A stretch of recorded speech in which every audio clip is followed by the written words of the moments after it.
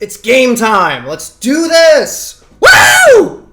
I hope I didn't break anybody's ears with that. I'm gonna play that game where I open Visual Studio now. Oh, actually, right, we left off on GameMaker. Okay. So, first thing I guess I'll show is where we left off on GameMaker, because we were... Oh, move that over. Last thing we did on GameMaker was make most of a tornado effect, but I've been brainstorming, I've got some ideas. We're gonna make it way cooler, and hopefully actually add it to the game this time. In the meantime, I'll also launch Visual Studio Community, launch that. Oh, maybe it's a good time to No, I should update when I'm not streaming, just in case it kills my stream. It's a really great idea. Okay. Juiciest game support. Let's do this. So, right. Where we left off, we had most of this tornado effect.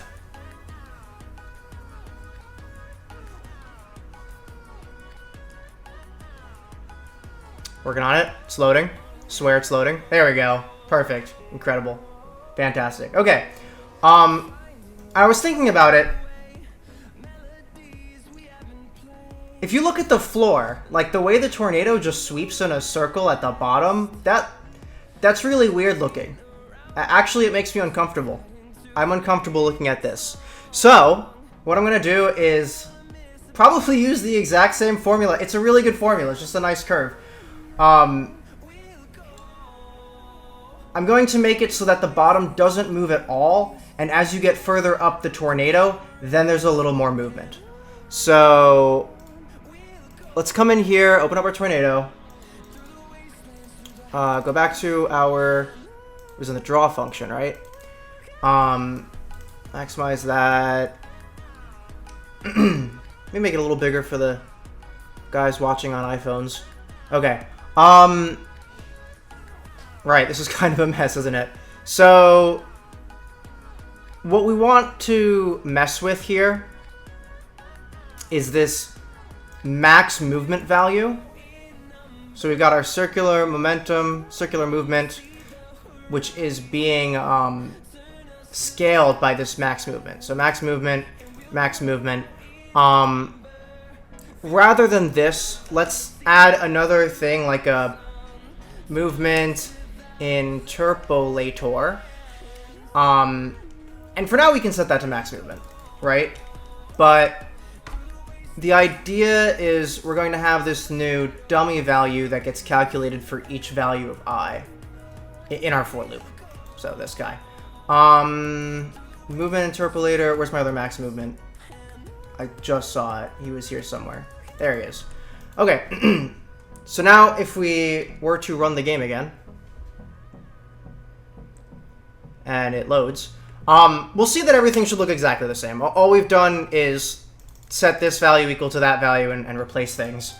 So while that loads, I'm probably even just going to continue typing things. Yeah, it's the exact same tornado. No problems at all.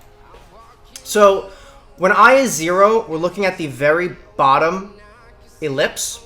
And when I is number of bodies, -1, we're looking at the top ellipse. So this is our Nino formula, which actually... Let's go back to Desmos and pull that up again, just so that we can remind ourselves what that looks like. Desmos, beautiful free math. Yes. Actually gorgeous. Love this program. Right. So y is equal to, we've got a power, so this is going to be, and I is our x equivalent, so we're going to use x. X is to the power of power h, so we'll just say h divided by number of bodies. I'll just do b for bodies -1. Again, to the power of h -1. And then we'll add those two things. And so, for example, our number of bodies in this example is 24. And our power h is 1.8. So Power H is 1.8. 1.8. Number of bodies is 24. And this is our graph. So we can see at 0, well, when I is equal to 0, the graph is equal to 0. And it slowly grows until we reach 24, which if I do y is equal to x, then we remember that, if you saw yesterday's video, or, sorry, 2 days ago video, basically, this line crosses at number of bodies minus 1. So, that is what we expect. Yeah, so, come back here. If we simply copy this, copy you, put you here, but rather than...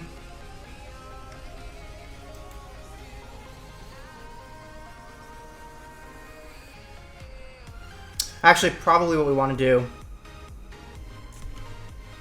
do is just have it go from 0 to 1 and multiply by our max movement.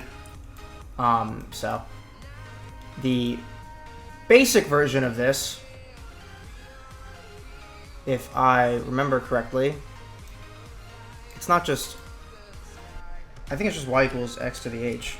That's the really basic one. Yeah, this is the exact same graph, sort of, except it crosses at 1. So, that's the dealio. And by the way, you might be thinking like, well, wait a minute, there's 2 variable values here. How is this the same graph? Actually, h is a constant value, and b is a constant value. So, all we're doing is scaling the entire graph by multiplying it there. And actually, you can see this in action, right? So, if I just evaluate this expression, it's like this crazy number. I'm gonna copy that. If I simply divide by that, you can't see it because it's the same graph, but yeah, that's all we're doing. We're just calculating which constant we need to match the graph, essentially. But I don't want that. I want this to just be x over h and call it a day. Okay, so this is going from 0 to 1.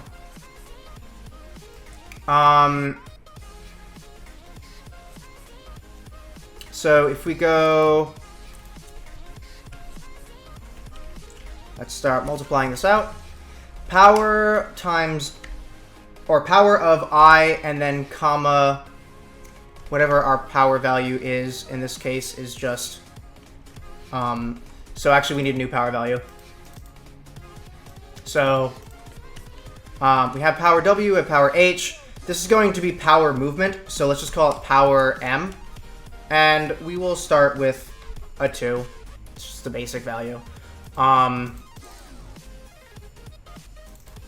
Yep. Very good. Power M.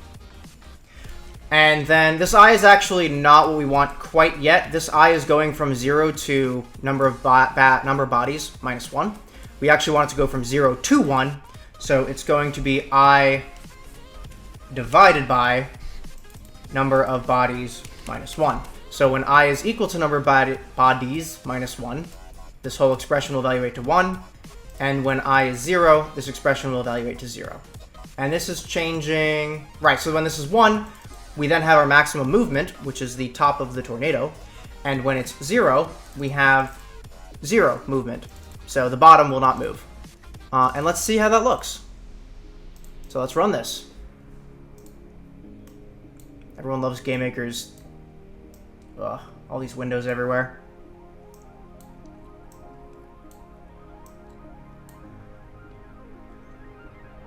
Here it comes. Okay. There we go, just like that. So, because we did that, we've kind of reduced the motion quite a bit, actually. So, probably what I'd like to do is increase that max movement, which we have right here. Probably add some more states so that we can easily switch between increasing certain sizes. Yes, we don't have a max movement amount. Do we have a precession speed? I think wave precession is the speed. So if I were to increase this by clicking 4.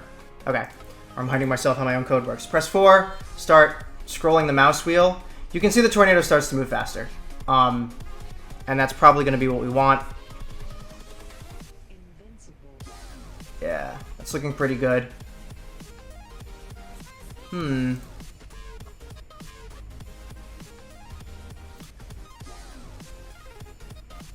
Maybe increasing the max movement. I'm also noticing, so like as I increase the wave precession, that's not actually making it go faster. That's shrinking the size of the sine wave that's being passed through it. I think in order to make it go faster without editing anything else, I'm just gonna have to change my t value. So I can say plus equals 2, and this will go twice as fast. That looks really good. Game math, that's right, game math. Music makes it sound like you're doing a live YouTube tutorial. I am doing a live YouTube tutorial. I actually tried to move this to YouTube, and then I realized there were some extra things you have to do for YouTube, and then it was 3 minutes before the stream. So we're on Twitch again. Hello, everybody. Welcome back to Twitch. Maybe next stream will be on YouTube. I think YouTube's the meta. Regardless, let's keep the momentum going. So time is 2. I'm not going to hit reset just yet because I actually want to increase the speed. I don't want to scroll my mouse as much. So we're going to do 5 for wave precession. And then I do want to add another state for...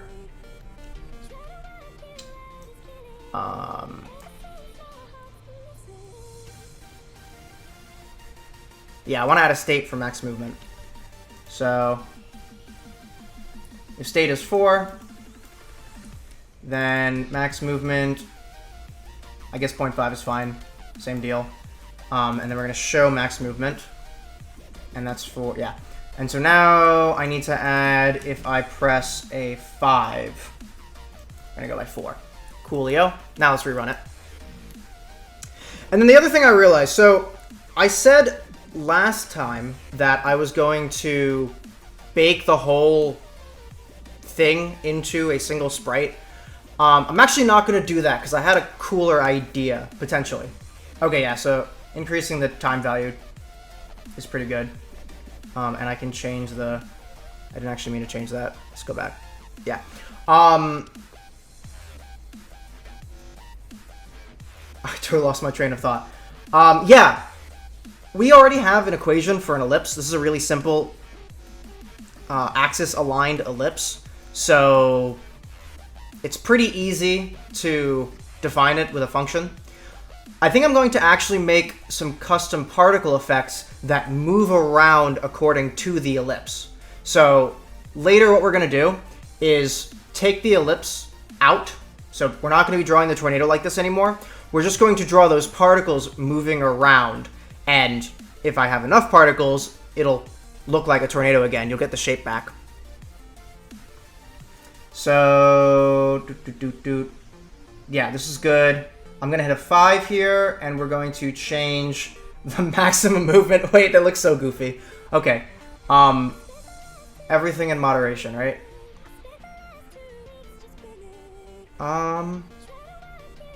10 maybe? Oh, by the way, these numbers are kind of small, but this is the current value that I'm looking at. So when I look at this and I say, yeah, that looks pretty good, I'm going to, I think 8. If I go too much, it looks super wacky. 7.5. 7.5. So now I can go into my create event with all my constant values and change this 6 to a 7.5. And just to be certain, let's run it again, but I'm fairly certain.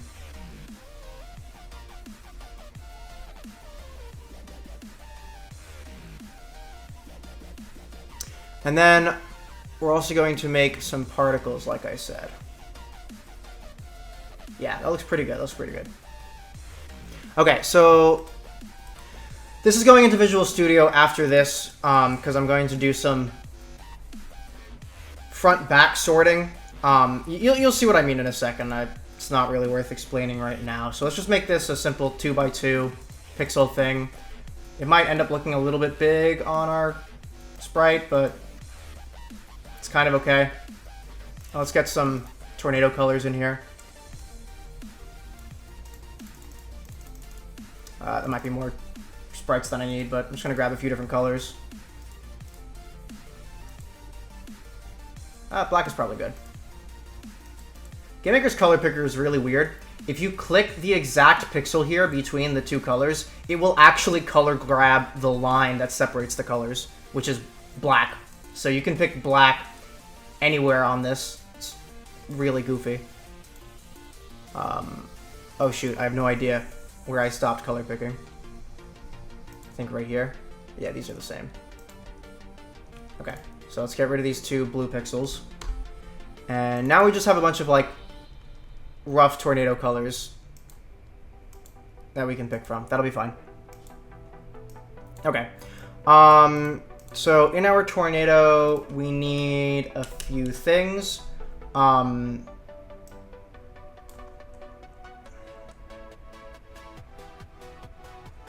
Let's see, how do I want to do this?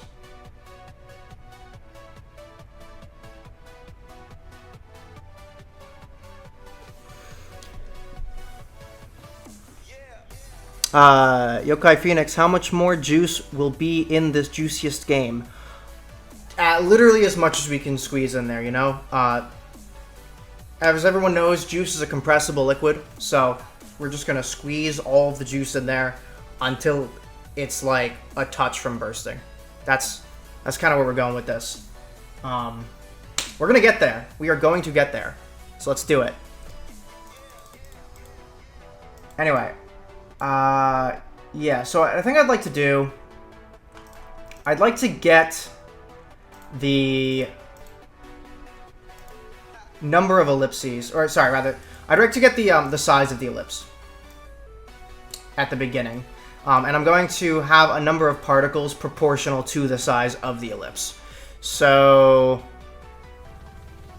let's see. We've got this width interpolator and our current width. I'm actually going to steal these and turn these into arrays, and then we can just access the arrays later. So, let's grab this and calculate it once for every value. So we'll say width interpolator array, and we'll have current width array. And there's more efficient ways to do this in GameMaker, but this is all going into C# later, so I'm not going to concern myself with it. But we do need the same kind of for loop, so I'm going to grab this for loop. It's right here. And then I'm just going to grab this, get rid of those. And then, rather than set these values, I'm going to set the current index of each of these arrays equal to the value that we were using before. Just like that. Look at me go. I love copying and pasting. I should maximize this so I can see what I'm doing. And then let's add some neat little curly braces around it so that the computer knows what I think is a single block of code.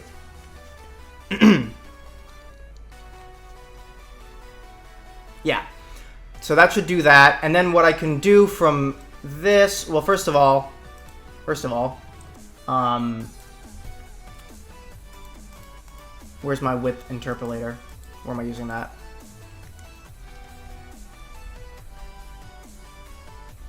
I don't want to search on just the whole word. I might not be using it there. I might be just using it right here. So it's not super important to save the value, but I am. What we're actually using is current width array, right? That has to be somewhere. Or, sorry, just current width. Yeah, there it is. So this will be current width array at position I. And we're going to do that for all three of these places.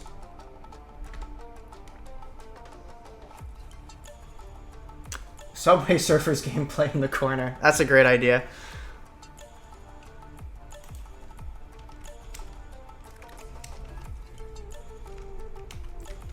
Hold on, guys. Legendary idea here.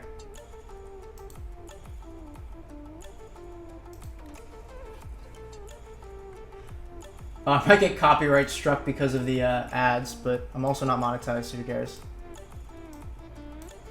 This is Subway Surfers. Oh, that really maximizes it, doesn't it?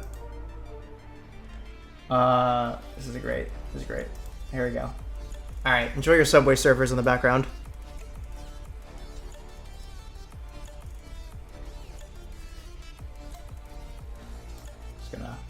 Just gonna do this. Don't mind me for a second, guys. We're stream maxing here.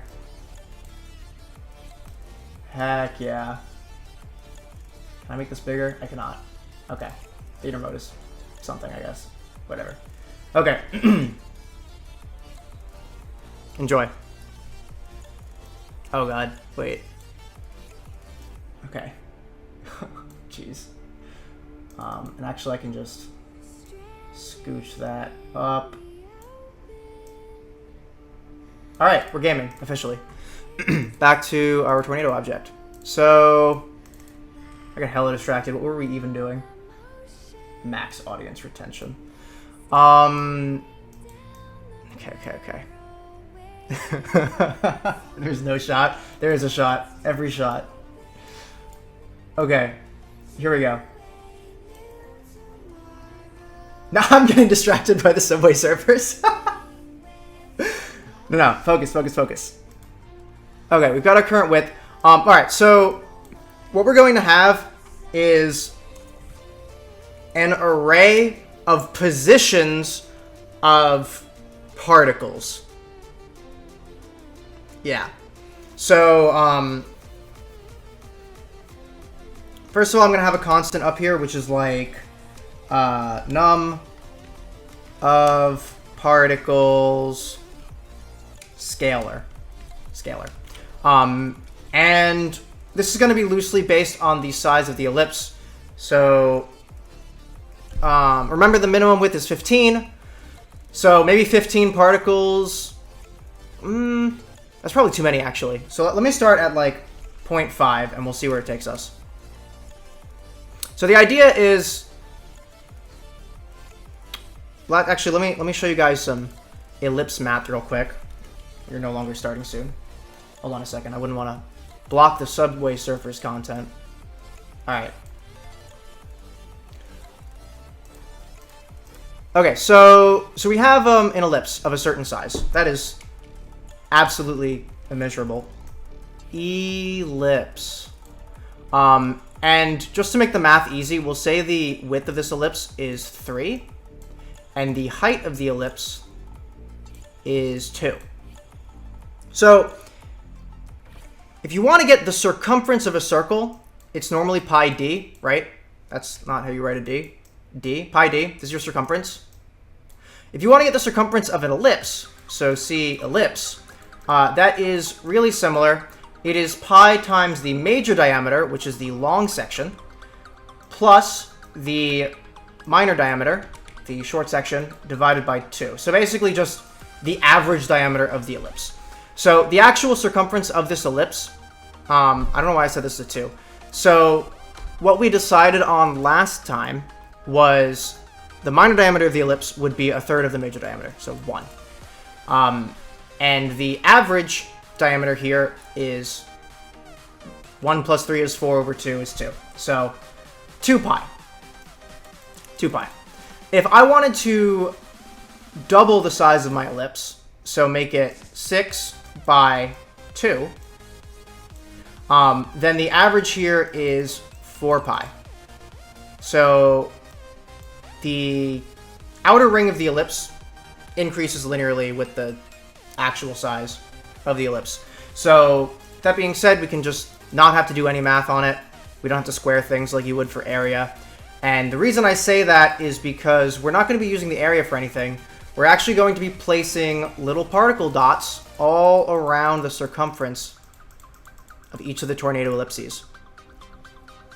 So what I want to do is have a number of particles proportional to the number of particles proportional to the circumference of the ellipse. So we don't have like particles at the bottom that are just filled with particles. We want them to, and then like at the very top, there's just no particles at all. It's got to be few particles when the ellipse is small, and lots of particles when the ellipse is big. Yep. That's the gist of it. So, all right. So let's do an actual number of particles. Number of parts is going to be our particle scalar times our max width, or min width rather. Sorry. Number of particle scalar times our current width. That was the whole point of this. And just because you can't have a non-whole number of particles, we're going to floor this. So floor means if you have any decimal, it just rounds down.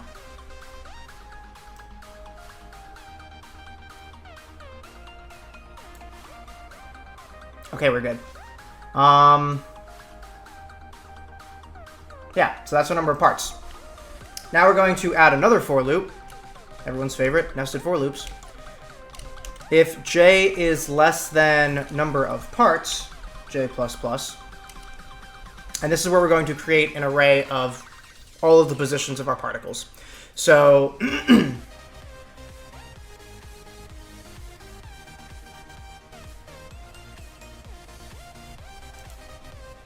let's do this. So this is going to be part array.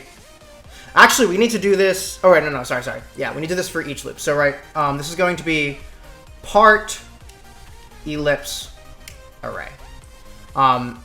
So this array tells us which ellipse we're currently looking at. Okay, J. So we are currently looking at the ith ellipse. I ellipse.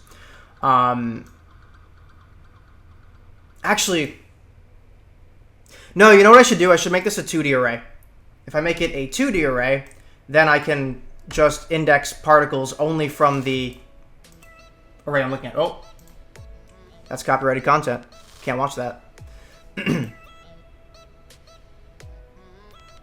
Will this game take a 5090 Ti Founder Edition to run because of the epic spinning?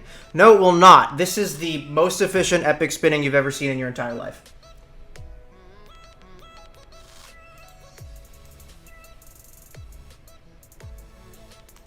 Okay, so, right, the ith value of our part ellipse array is based on this, and the j value is the current part we're looking at, and we don't need a part ellipse array because that is the point of the I value. Instead, we are going to start with a radius. So, not a radius, sorry, an angle. So part angle array. And this is just going to be a random number from 0 to 360. So, actually, I'm converting this to C# later, and I know I'm going to be using radians, so let's use radians now. This is going to be, random? I actually forgot some of my GameMaker functions, because I've been using C# so much. This is going to be random 2 times pi. Okay. Actually, there's no way GameMaker uses tau, right? No, I didn't think so. It's not cool enough for that. Okay, so that's our angle. I'm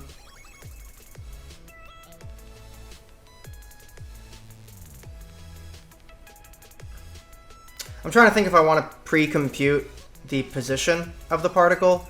I don't think there's any point in doing that because the very next frame we're going to have to recompute it if it's spinning around. So we got the angle of the array. We got the angle of the particle. Oh, and then we're going to use part color array. And that's where we, I, comma, j. That's where we made all those different colors on the particle here. So we've got all these different shades, basically. We're going to pick a color at the beginning and never change that color. So you can actually easily watch the particle spinning around. So let's go. This is really easy. It's just random sprite get number, and that gets the number of subimages in the sprite I'm choosing. which is going to be sprite 2 in this case. I should probably have named that, but it's fine. And importantly, the GameMaker random function, this might trigger some people, does return the whole, so like, it returns the last number. So if I do this function right here, if random 10 is greater than or equal to 9, this random value will sometimes return 10. So there's actually 11 potential values here, 0 to 10. No one did ask how my day was. Thank you very much. I had a really nice day. It was pretty good. I was excited to come home and stream after work, so here we are, streaming. Thanks again to everybody who is... Actually, I haven't thanked you guys yet. Thank you, everybody, for tuning into the stream. I hope you guys really enjoy it. And also, I hope you guys are having a great day. Okay. So, yeah, this is just a GameMaker quirk. This minus... I'll have to remember to get rid of this -1 later. So, actually, let me write myself a note. -1, because GameMaker random is inclusive. No inclusivity, please. Not in my code. Okay. So, the next thing to do... Yeah, that gets us our image number. It's pretty much all we need. So, let me actually pull up for you guys, and totally not because I don't feel like thinking about it, the equation for an ellipse. Equation of ellipse. Actually, that's not going to give me what I want, really. Let's go back to Desmos. Let's play the Desmos game. So we don't need any of these functions anymore. I'm going to close these. Hopefully you guys got what you needed out of it. So if you don't know in Desmos, you can make parametric equations. And parametric equations kind of perfectly encompass what we're about to do here. So if I do something like 1, 1, that gives me a single point. If I add t, so t is the constant, or sorry, t is the variable for time, it will show me an x and a y value as t goes from 0 to 1. So if x is t and y is t, then when t is 0, x and y are both 0. When t is 1, x and y are both 1. So simple as that, and every value in between. But we can do fun things with it, so if I do 2 times t, then we get a steeper slope, and you can see that when t is equal to 1, y is actually equal to 2. And we're going to use this for circles. So if I do something like cosine of t and sine of t, that will give us a circle with arc length 1. If I go from 0 to pi, it'll give us half a circle. And if I go from 0 to 2 pi, it will give us, whoops, not you, the full circle. Now, if I want to make an ellipse, it's really simple. If I want to make the ellipse wider in the x direction, boom, that's all I do. Add a 3. So this is our equation for an ellipse.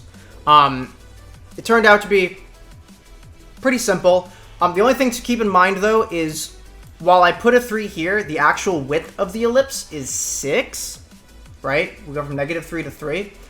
So the value I'll be putting here actually needs to be half of that. So both of these will be divided by 2. And this will give us the actual ellipse we would expect to see. So if I have a standard ellipse that is 1 unit, the way I'm doing things, that would be 3 across and 1 tall. Okay, so let's stick this in the corner for now to remind ourselves what we're doing. Right there. Perfect. So there's our ellipse. There's our little guy. Look at him. Look at him go. And that's the equation we're about to use. So let's go to our draw event. Actually, no. We don't want to do this in draw yet. What we want to do is get the value of our particle. Sorry, we want to get the positions of our particle based on the current time. So right here, this is why I was saying it was completely analogous to what we were doing. We've got these t values here. That's just time. That's our time value. So we're going to substitute time in for both of these, and we're going to get our equation for an ellipse, and we're going to use that for all our particles, and everyone's going to have a good time and cheer and celebrate and go hip hip hooray. But it is kind of making me want to initialize x and y positions for everything. So this is just initialization, so I'm just going to set everything to 0. This is going to be part x array and part y array. What's his name? Oh, he needs a name. Why don't you guys come up with a name? We'll give him a name. He can be our mascot for the day. So this is good. We've got our part x array. So now that we've incremented the time, actually probably before we increment the time, because it'll increment on the first step, and I like starting at 0, even though it literally doesn't matter. Eric. Eric's pretty good. Okay. We'll go with Eric the ellipse.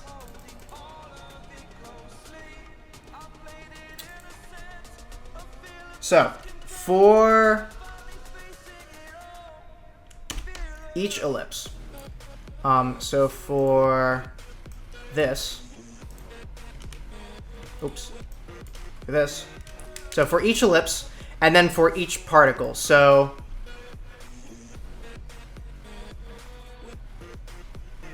we can actually just grab this value again, right? Should I just make this an array? Yeah, might as well. That way we don't have to reuse the value. So for number of parts array, I'm gonna grab you. For j equals 0, j is less than number of parts array I, and then j plus plus. So j is now dependent on I, but that's okay. And then, pretty simply, okay, so first we have to update the angle. So this is going to be,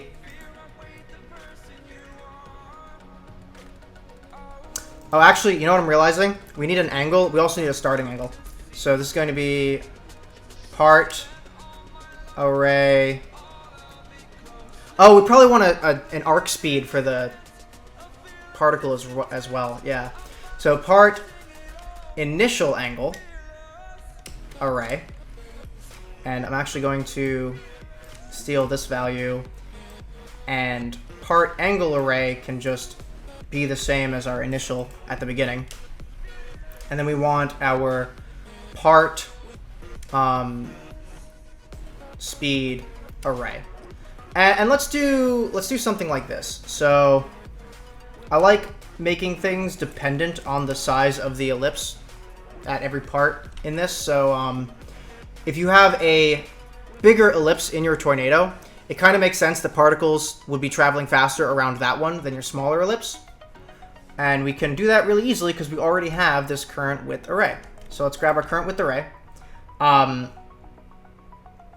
this might need to get scaled later, but for now it's fine. Actually, it's definitely going to need to get scaled later because 15 degrees is insanely fast. And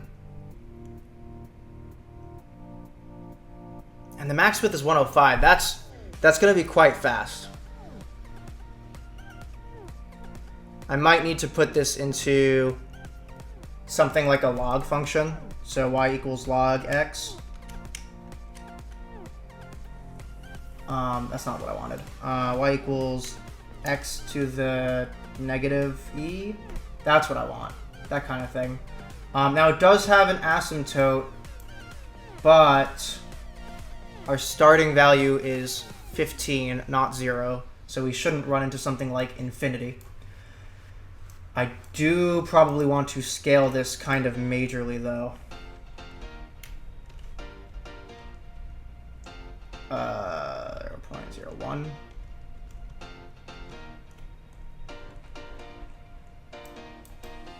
So when this is 15, it's 0.4. And when it's 105, it's 0.2. Maybe that's good. Maybe that's all I need. So this will be my scalar value. Current width array. So we're going to do power. And remember, this is in the initialization.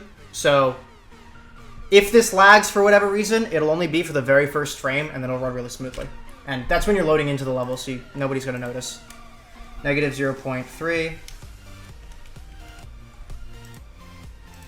And that's going to be my scaling factor.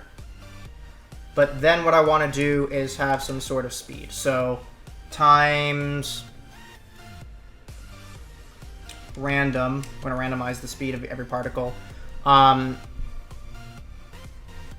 this is, so let's keep in mind here that at 105, we're going at 0.2 times. So if I set this to 10, then the actual speed is going to be like 5. So let's do like random 10. But I do want to make sure that we're always moving a little bit. So let's add a 0.5 on the off chance that we get random 0. Which actually, if we're going to be making hundreds of particles, that is not an off chance. Many of them will be at 0. That works. Okay. Oh, actually, I guess that's not true because this is not integer random. So this will give us every single possible decimal value from 0 to 10. Or in this case, 0.5 to 10.5. Okay, so we've got our starting angle, we've got our array, we have appliance direct. Go away. Give me more Subway Surfers. Part angle array. Covering everything up with my coding. I just need to remember what these names are. So let's just do this. So here they all are. Part angle array. So this is... Oh, everything's freezing. Please don't crash. I haven't saved in a while. Okay. So this is going to be our initial angle plus our speed times time. So as time increases, so too will our angle. And just to make sure it doesn't overflow, I kind of like doing this. We're going. Oh, I just realized I was doing this as if we were using degrees, not radians. So let's just do a quick conversion real quick. Degrees to radians. So 10 degrees is about this many radians, which is kind of silly, but I'm just copying and pasting, so it's fine. And then 0.5 is this many radians. Okay. We would have had particles moving so freaking fast.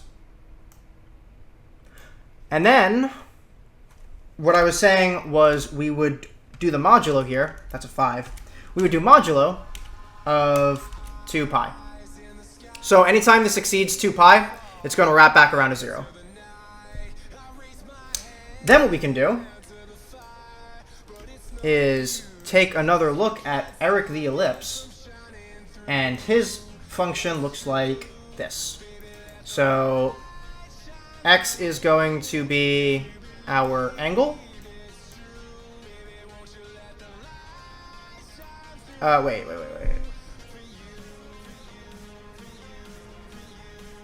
Yeah, so t is our angle in this case, because we're using t to get angle, so it'll be increasing as time increases, just like in the graph.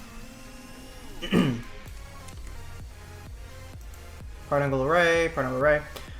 So this is going to be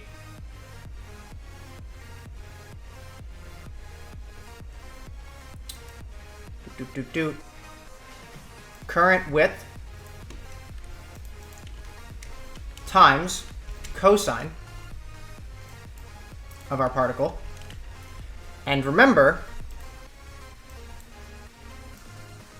our current width is... If we apply current width here, it'll end up doubling the width of the ellipse, which is like the same thing here. Yeah, see, we always use current width divided by 2 to get the actual width of the ellipse rather than getting double the width of the ellipse. So we're going to do current width, and then we're going to divide the whole thing by 2. And then similarly... That's too many letters. Come on. So in this case, we would also divide it by 3 so that we have more of a perspective on the ellipse. And then we're going to divide by 2. So we can just combine those operations and divide by 6. And it's as simple as that. That should get us the position of a particle. If I double check my create, we don't have anything else that we want to incorporate in this, right? We've got the speed, which we're using for the angle. We've got... Oh, yeah, initial angle. Color and X and Y. Yep, so that's that. Fun fact, so in another game, I didn't multiply a starting value by time when I was calculating position on an ellipse. And because of floating point error, if you spin the object like 600 times, it'll start to make the ellipse bigger or smaller just because these numbers get to add up. But that's really stupid. You would never actually do that in the game. And if it really happens, there's a button to reset your view, which it's not meant to fix this bug. It's meant to be convenient and let you reset your view because it was a puzzle game. But it's also a convenient fix for that problem.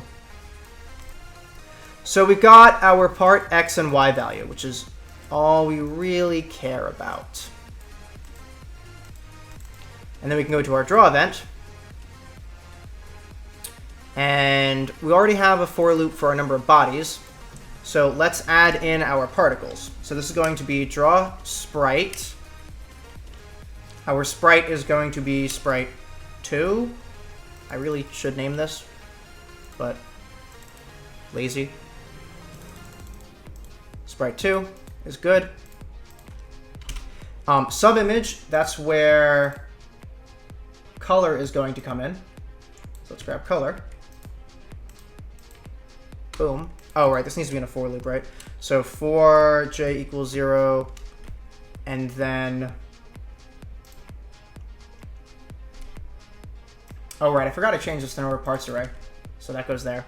This is going to be j is less than number of parts array at I. And then it's going to be j++.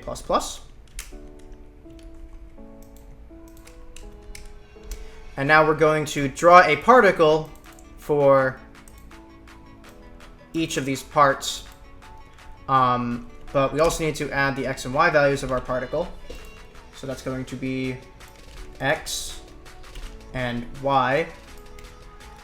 And actually, it's only 2 pixels, but just for funsies, let's center the origin. Okay, we just did a quite decent amount of coding without testing anything. So here comes the fun part.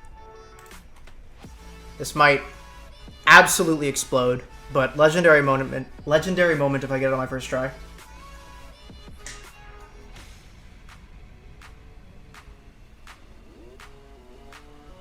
I am wrought with anticipation. Okay,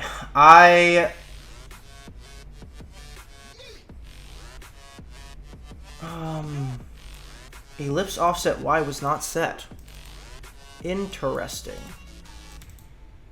In the create event on line 22. Oh, that makes a little bit of sense now, doesn't it? Yep, we're using this value. I don't think I used height. I don't think I have height ready to go. Oh, no.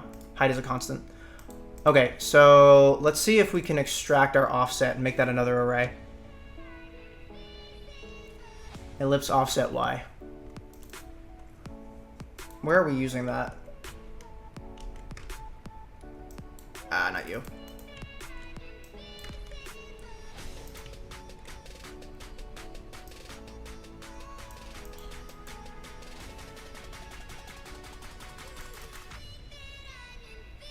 Gosh, yeah, I'm kind of gonna have to. We have to grab both of these and turn these into arrays as well.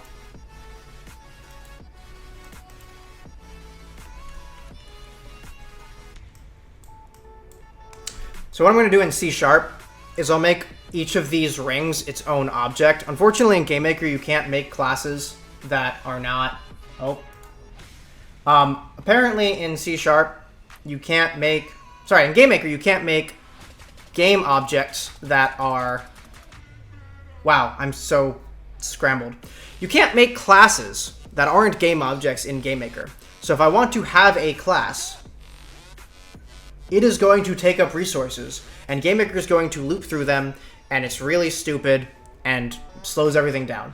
In C#, you can have things that are actual classes and are actual types.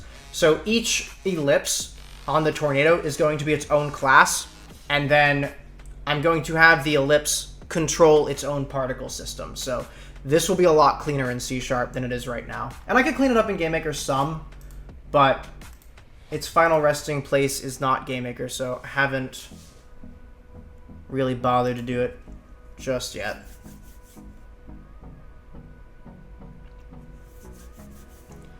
So this height interpolator needs to become an array. You are an array now. This ellipse offset needs to become an array. You are an array now. And this needs to get replaced with height interpolator array. I believe we have other... Well, first of all, we can just throw ellipse offset into here. The other nice thing, so Visual Studio will ask me if I want to update the names of things everywhere, and will also give me underlines if I don't have variables being used, or variables initialized that I am using. And GameMaker makes me sad, because all of that is gone. Can't believe I used this for, gosh, something like 15 years.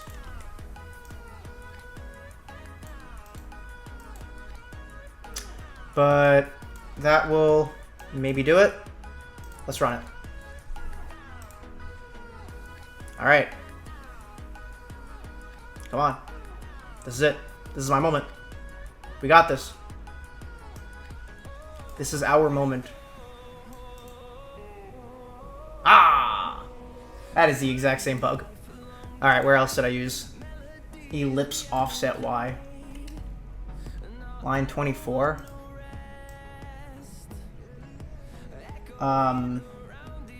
In the create event.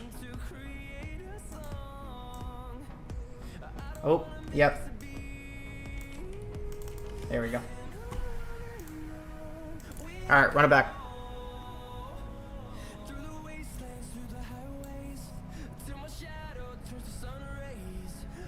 This is it. This is it. This is the one that's gonna work, guys. I'm feeling it. Oh my gosh. Well, this is what happens when you code this much. Code this much without testing, I mean. This is what happens when you code this much without testing. Trying to index a variable which is not an array. Width interpolator array. I should not have any width interpolators. Let's just do a search on this.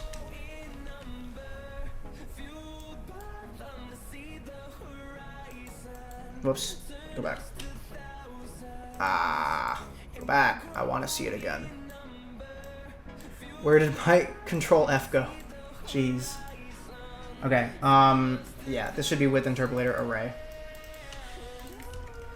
This time for sure. Wow. I didn't even compile that time. It's getting worse. Oh, why is there a space? This time for sure.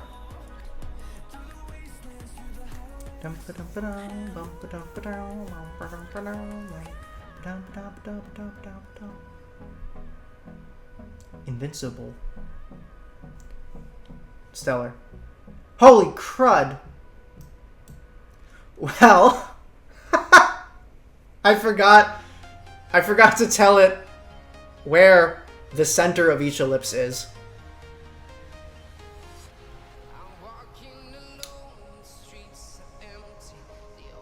Yeah. Okay, that should be really easy. That should be really, really easy. So we have center X and center Y. So all we're going to do is add that. So center X plus and center Y. But hey, it compiled this time. How cool is that? Yeah, so it's doing everything I told it to do, but at 0, 0. Now we need to move the particles so that they're relative to the tornado, not relative to the top left corner of the screen.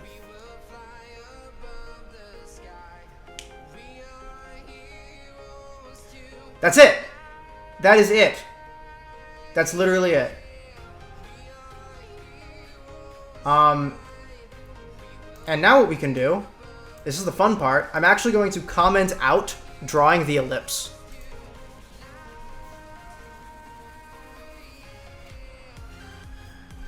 And let's, now that our code is working, we can, yeah, we can make Subway Surfers a little more visible. I know you guys are just here for the Subway Surfers content. That's it! That's our tornado! Okay. I think we need them to move faster and possibly in the opposite direction. Oh, but one other thing. So let's do this. I want to... So, okay.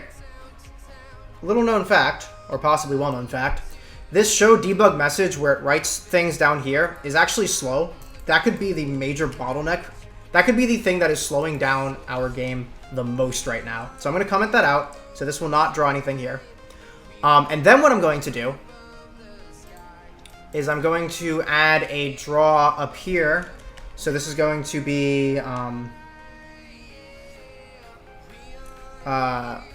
gosh, what is the text align function? Text something? Text, no, is it align? No, is it draw? Text, draw, set, align. I'm totally not Googling it right now.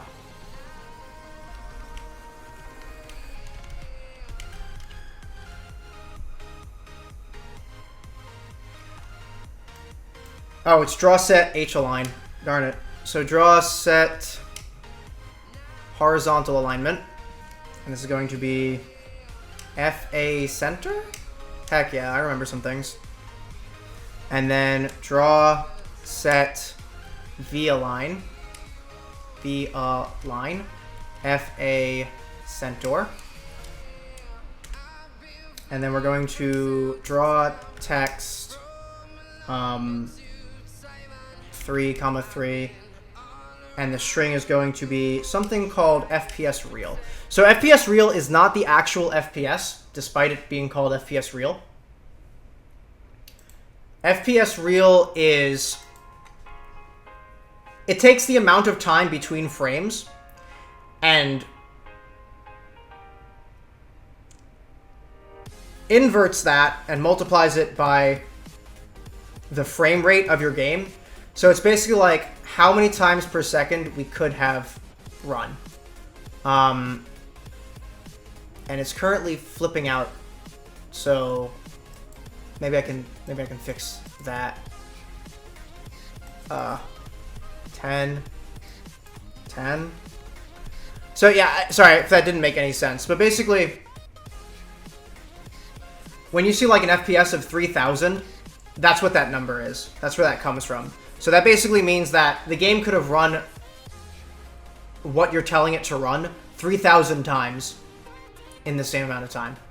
I'm currently seeing... Okay, so that looks like 7, but it's not. Oh, I didn't want to center it. I'm sorry. I'm actually very foolish.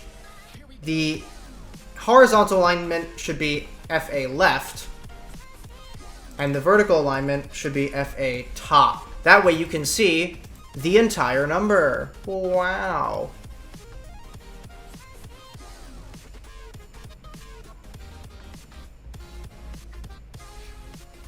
Yeah, so we're aligning the text to the top left. Yeah, look at that. That's 1,000.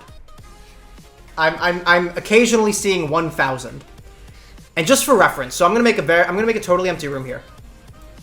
And I'm going to make an object that just does what we just did here, displays the frame rate.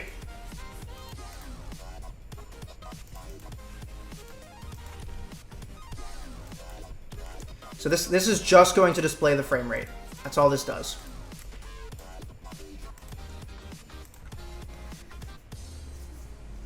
So there's also kind of a PC benchmark a little bit. Oh my gosh, did we run out of Subway Surfers? Not on my watch.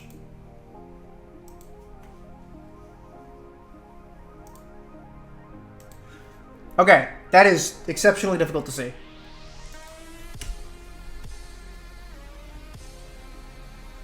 Yeah, so, I mean, it flickers extraordinarily quickly because there's a very variable amount of time between frames. Or sorry, the amount of time it takes to show the next frame is a little bit variable. But, I mean, we're seeing, like, it dropping down as low as 2,000. So, and it's not linear. Just because one tornado drops us down to 1,000 doesn't mean that 2 tornadoes is going to drop us down to 500 probably. I don't know, maybe. But let's just stress test it. And the other thing is, GameMaker is slow. GameMaker is extraordinarily slow. When we move this over to C#, it's going to be crazy fast comparatively. But let's just place a stupid number of tornadoes in here and see if the game slows down. It will. It'll slow down. Let's be honest, it'll slow down. But I think we'll see something cool before that happens. And by cool, I mean it might still be running at 60 FPS. 60 FPS or 30 FPS is our goal. That's, that might be too many. That was too many. I can admit when I'm wrong. Well, okay, let's just go back to what I originally said, which was that 2 would not drop us to 500. Maybe it will. I'm suddenly not feeling confident.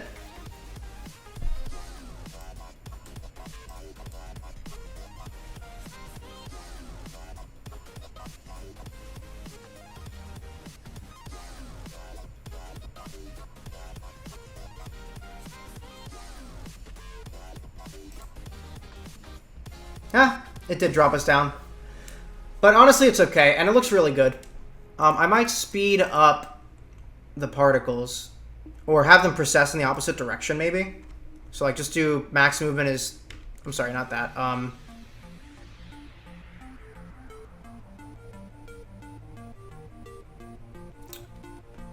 Where am I? Part speed, yeah. So if I make this whole thing negative, then they should go around in the opposite direction.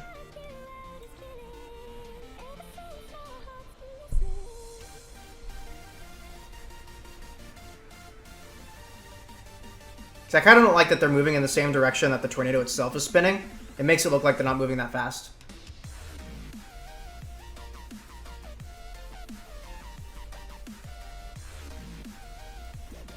Or maybe they're just not spinning that fast. Maybe they're just not moving that fast. What if we do like ×3? How crazy would that be?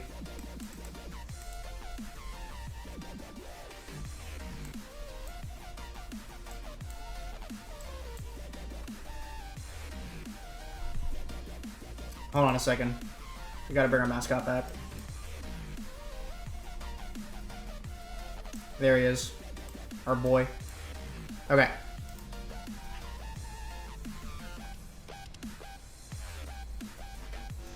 Honestly, yeah, I kind of like it. And that doesn't have to be our particle. Watch this. I'm going to try to make like a smoky kind of effect. So let's increase our size to something like 16 by 16. And make this a little more cloudy.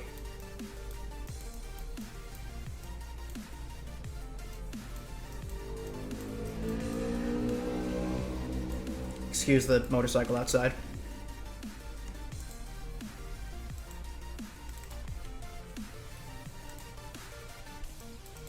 Grab you, and then copy this color, paste, and then change the color, copy the color, paste, change the color, copy the color, paste, change the color. select color, paste, color, and that's all of them. So this is our new particle, and we'll once again center it. And actually I want to do one other thing, which is make it a little bit transparent. So that should be images, drop down, opacity. Don't make it relative. And we're going to set the opacity like 109 is probably fine. It's whatever. But yeah, so you can see now this is slightly opaque to the background. And now let's run it.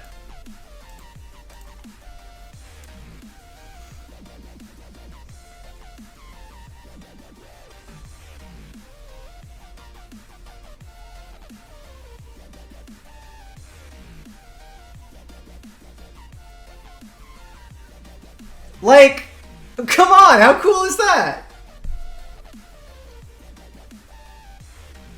That is so sick.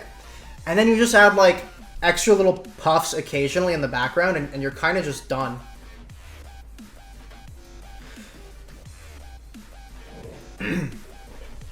So let me make this a little easier to see. Wow, so sick, dude. I appreciate you. I'm glad you're as excited about this as I am. Yeah, so there's our okay. There's our particle.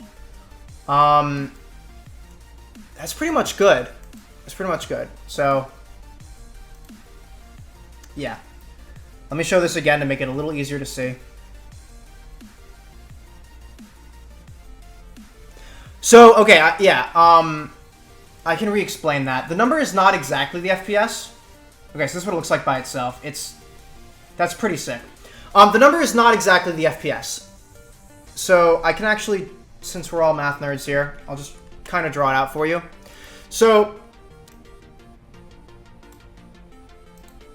when the game attempts to draw a screen, right, it takes a certain amount of time for it to draw everything, right? Let's say that takes 0.01 millisecond. Okay?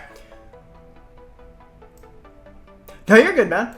I am happy to re-explain it. And just as a reference, our speed here is 30. Okay, so we have 30 FPS. So let's say it takes 0.01 milliseconds to draw this frame. Okay? And that includes the processing update event. So in our tornado, under the step event, we also have this bit of logic for finding the position of the particle. And that's another thing, by the way.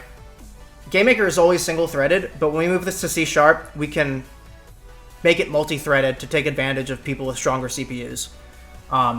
If you don't have a stronger CPU, it should be fine, but I do want to maximize what you get out of your setup. So anyway, let me pull out a calc real quick. So there are 30 frames per second. So 1 divided by 30, that means it takes 0.033 seconds to draw. Sorry, there's 0.033 seconds per frame.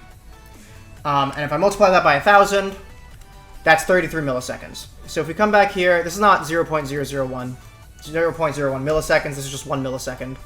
And we'll say it takes 33 milliseconds per frame. Okay? So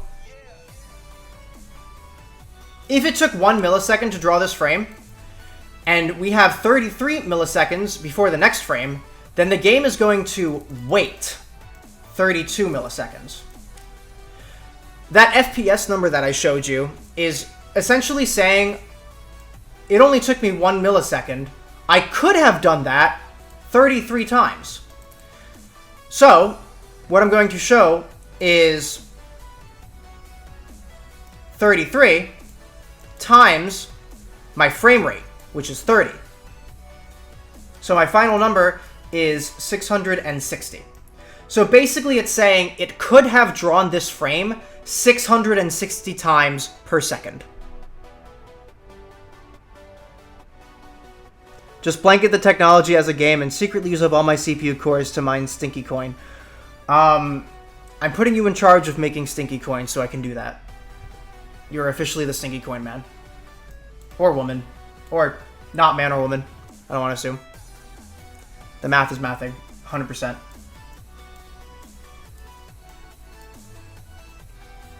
Yep. So here we go. Actually, I had a thought. I know what I'm going to call my chat from now on. So, tell me if you guys have ever heard of rubber ducky programming. It's this concept where... Oh, it's JoJo. What's up, dude? I had a feeling it was you based on the way you were talking. I appreciate you for tuning in. Rubber ducky. Rubber ducky programming. Look at him. That... We're going to pretend that doesn't suck. That's actually, no.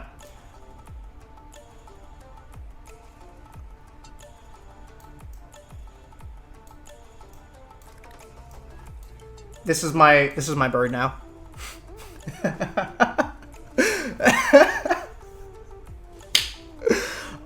Okay. Train of thought is gone. Missing hat.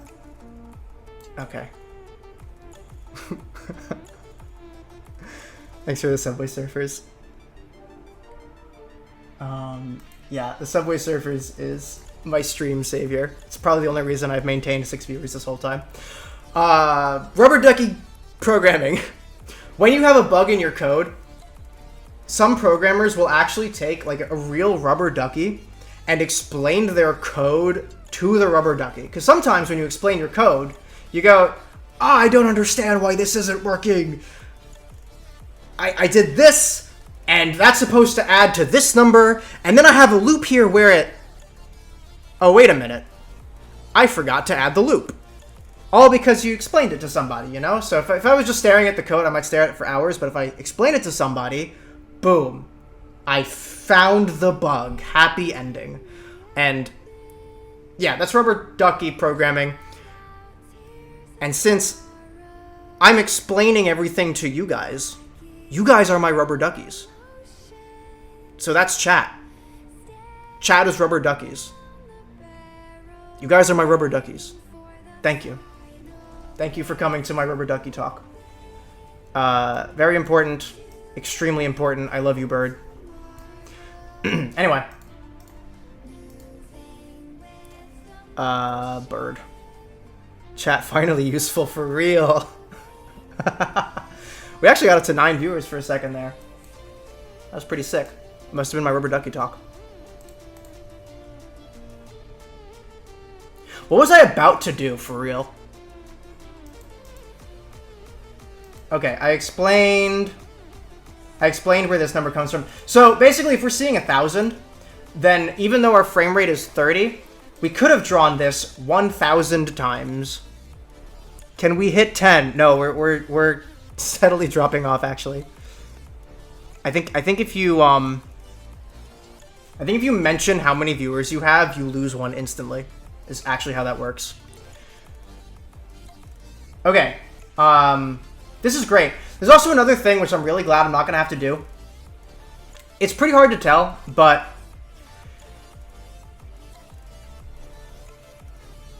the way we have it going right now is the particle that's drawn last is always drawn in front. Literally no matter what.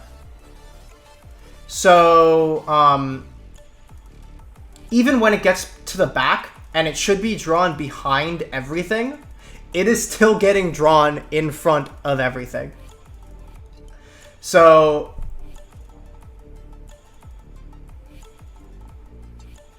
I thought I was going to have to do some tech wizardry and sort everything, but now that I'm looking at it, I don't think it needs it, and it's just going to be a waste of frame rate. But it's super easy to do. It's super easy to sort when I move it over to C#, so I'll at least try it. We'll at least see what it looks like. Maybe it'll look way better, and I'm just coping. One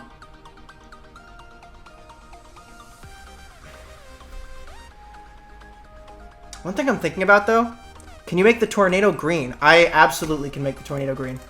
Let's We're gonna do draw sprite EXT. I don't know why you want it to be green though. Actually, suddenly I'm concerned. Why do you want this to be green? But this probably isn't gonna work. I'm just gonna colorize it, which multiplies the color. It might end up just turning black because... Oh no, it'll turn whatever amount of green there is in yellow. I was thinking of real-life primary colors, but this is not real-life primary colors. This is computer. He wants it to be stinky. Well, there you go. There's your stinky tornado. In fact... Oh, why did I scribble over everything? I love you, Bird. It's now his stinky. It's Bird's stinky tornado. It's coming out of his backside. From his armpits. It's coming from his armpits. Thank you. I appreciate you saying that it looks pretty cool, actually. I think you're pretty cool, actually. Okay. I think it's that time. Oh, I don't care about Appliance Direct, man. I agree, but can it have Google Eyes? How about I just, rather than, yeah, how about rather than transferring this over to C# today, we just keep messing with it.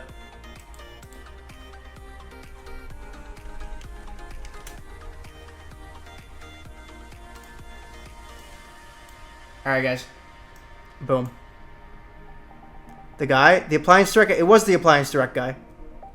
This is good. Alright. Do we have any preference on Google Eyes? Anything sticking out?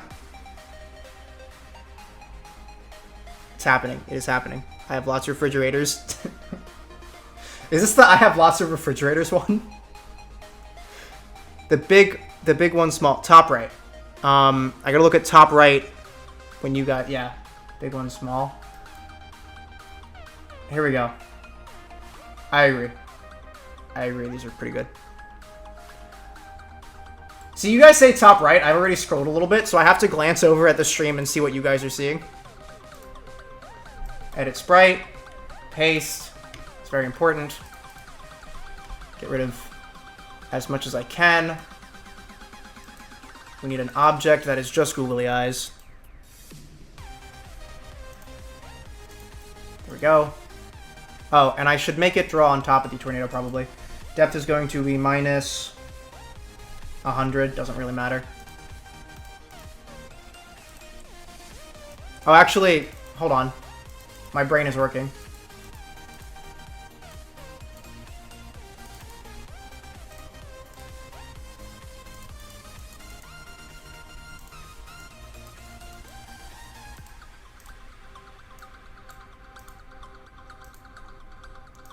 Oh my god. This is incredible, guys. This is art. Same color, font, end guy, and everything. Hasn't aged a day.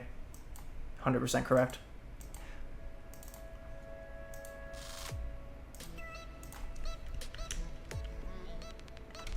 Image speed equals 0.1. Slow it down a little bit.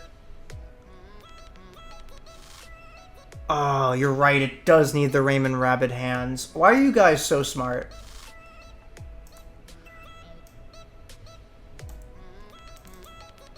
Okay. We're here. This is like gonna be super massive, right? While we lose. Oh my god, it's so big. Nailed it. Object. 0.4. Okay. And I'm gonna put it here. Where should it go, actually? Might need to be a lot smaller.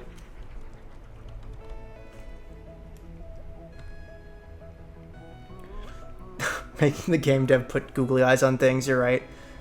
You know what else is massive? Low tier fade beam.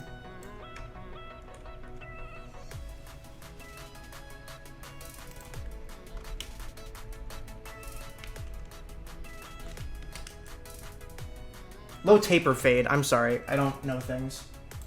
You know what else is massive? The low taper fade meme. My debt to income ratio. I am very sorry.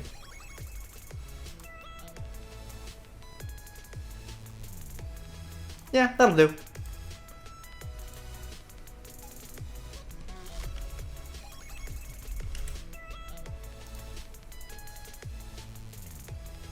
What's his name? Chat getting a little too real. Come on, guys. Happy vibes. We're playing video games.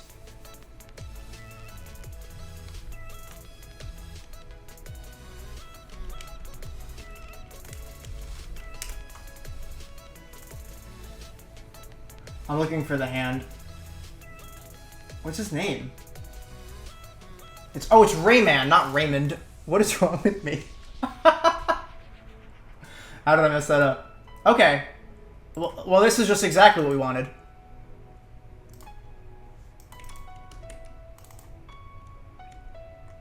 Oh, it's a little messed up, but it's okay. How would you position the eyes? Just on top of the tornado, or is it a layering thing, or what? So the entire tornado is being drawn at depth 0. And the googly eyes are going to be drawn at depth -100. So the way it works is things with a lower depth value are drawn in the back, because you can imagine they're like far away. They're 100 meters away from you. Whereas things with a negative value or a smaller value are drawn closer. So you can imagine like it's -100 meters away from you, which doesn't make sense, but is conceivably closer than 0. Anyway. I feel like putting it on top at a fixed point would be funniest. That is exactly what's happening. Like, the tornado is constantly motion sick. Please help him. I'm sorry. Yeah, it's actually going on a fixed point because that requires me to program the least amount of things. And I prefer not programming. Ever.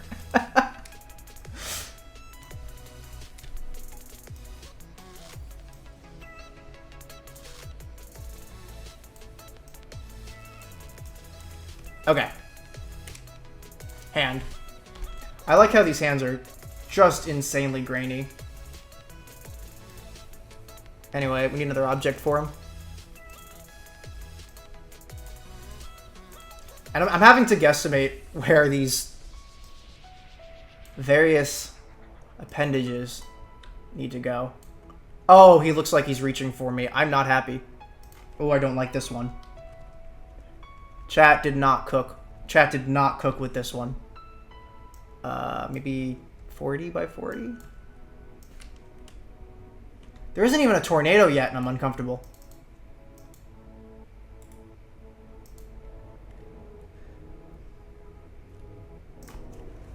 Depth is -100. Okay. Let's run it! I'm ready for the Tornado Man to reach out to me and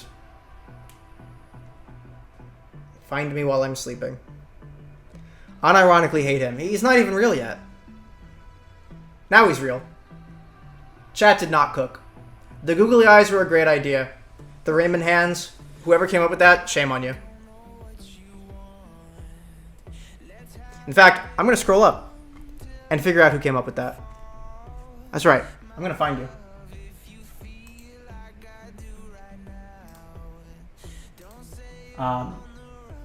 Hold on. It's happening. Coming after you. Who was it? Who was it? Was it you, Jojo?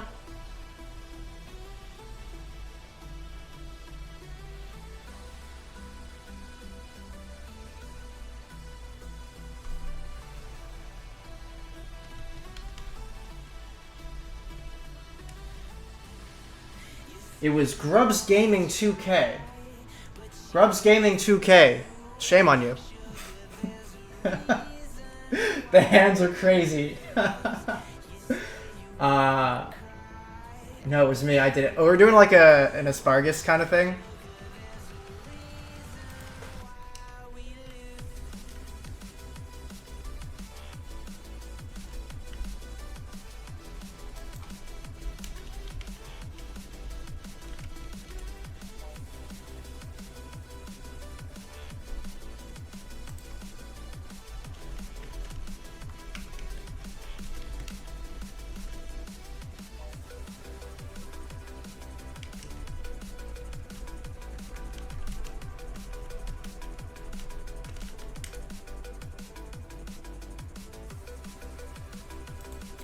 I should have gone for the fists.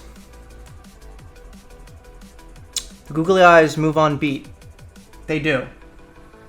He's got rhythm. You should make the hands do the Senior Belo spooky hands dance meme. What is that?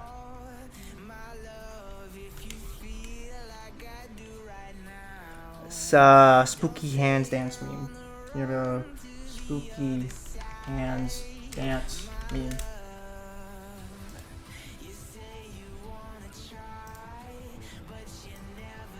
Is it this? Is this what we're talking about?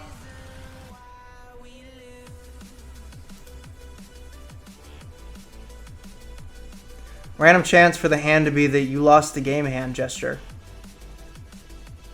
There's a gesture for that?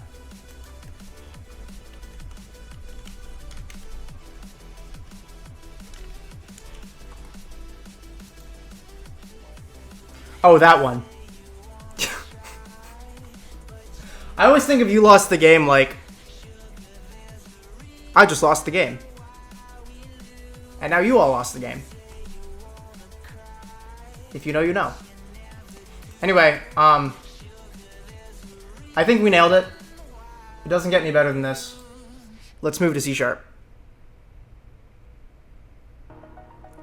Yes, Cool Barrio, you did step away to work, and now the tornado has eyes.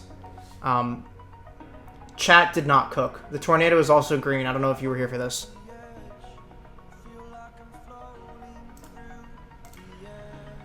Yeah. Yeah, Visual Studio, guys. Visual Studio. Visual Studio. Actually, maybe Visual Studio tomorrow. I'm coming back tomorrow, and it do be the hour and a half that I was expecting to stream for. We did a good job. We added particles. Look at those particles. Remember when it just looked like this? Look at how far we've come. I want to just looked like. Remember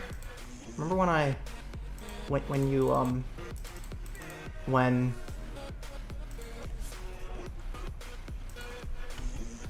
look at this. Look how far we've come.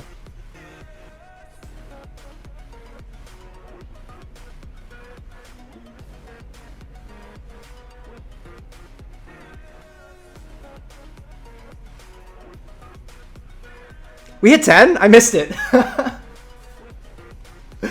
That's so funny. Look at this. Look how far we've come. Remember when this was just this? Not that long ago, it was just this. And then it was this. And now? Now we're just that good.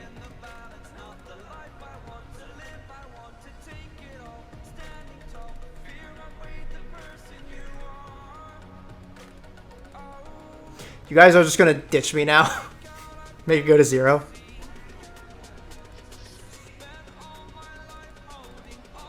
You guys should just tank my stream retention at the very end. That would be awesome.